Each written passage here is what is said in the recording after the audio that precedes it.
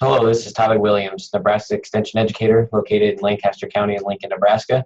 And today I'm going to go through a few apps that I use in the weather world, primarily looking at agricultural impacts, things like that, but also can be useful to your day-to-day information. So go ahead and start here. You can see that I've shared my phone with you, and these are just going to be a few of the apps that I use. There are a number of apps out there, of course, but just a few ones that I use that I find pretty useful. So this is kind of my weather folder. I get a lot of my information from these apps. Starting on the top left, we have My Radar. My Radar is a very simple radar platform that goes through, again, it's just a kind of an easy to use, easy to view, gives you the forecast information at the top based off the point of your location. But I like it that I can zoom in and zoom out and just get a combined radar image that combines a number of the different radar stations. I'll show you an app here in just a minute that does not do that. But anyway, so you can see My Radar, very simple, quick, easy to use.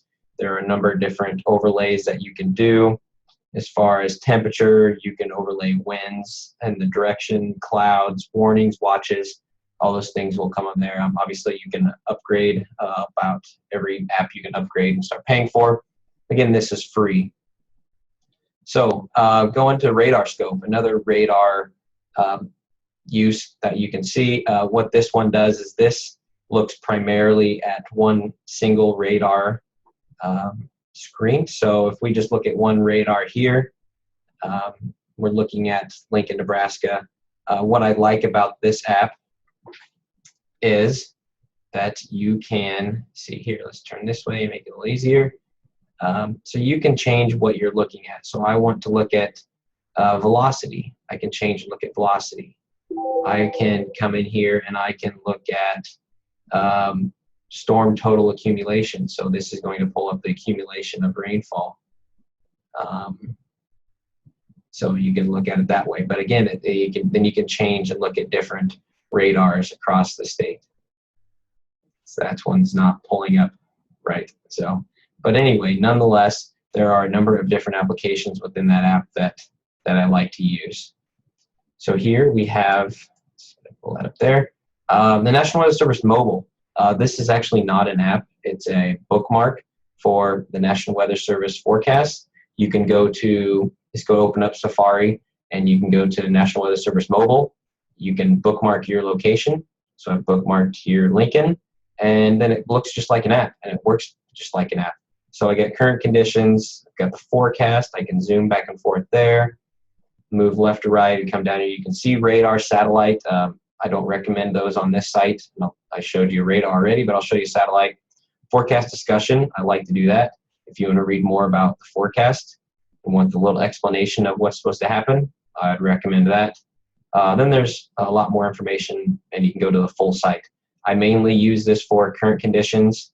You can see outlook, statements, and effects, see what's happening as far as warning or watches. But I like the forecast feature. I use National Weather Service for all my forecasts as opposed to maybe another source.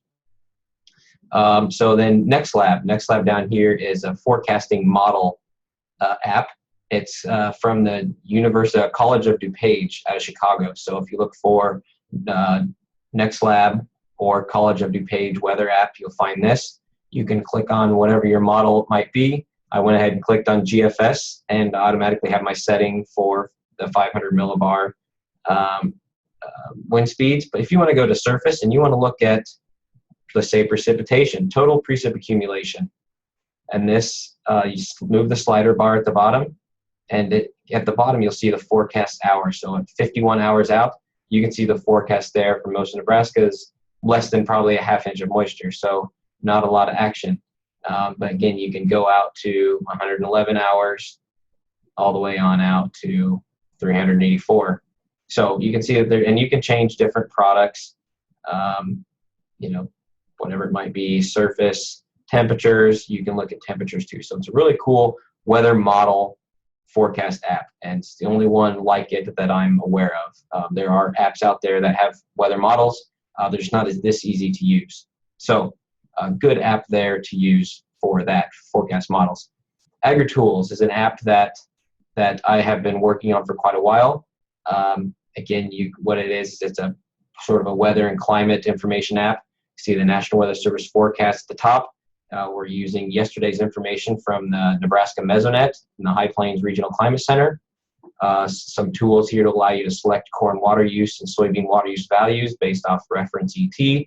This is interpolated between stations that are out there, so it does provide a little bit of an estimation for your point area that maybe be a little bit better than a nearby station.